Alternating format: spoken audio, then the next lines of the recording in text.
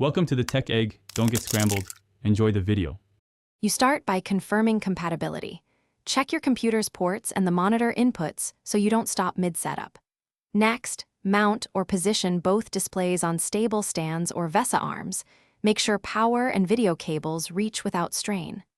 Once done, place your primary monitor directly in front of you and the secondary slightly angled. This minimizes neck rotation. Make sure both screens are clean and free of glare sources before you power them on and continue to configuration. Now adjust height and tilt.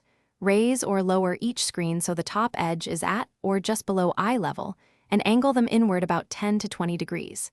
Then open your OS display settings. Set each monitor to its native resolution and an appropriate scaling percentage so text sizes match. Drag the virtual screens to match physical placement, ensuring seamless cursor travel. Also assign which screen is primary. This controls taskbar and new window placement and makes workflow predictable. Finish by positioning your keyboard and mouse centered to the primary monitor, with the secondary within a comfortable 20-degree glance to reduce neck strain.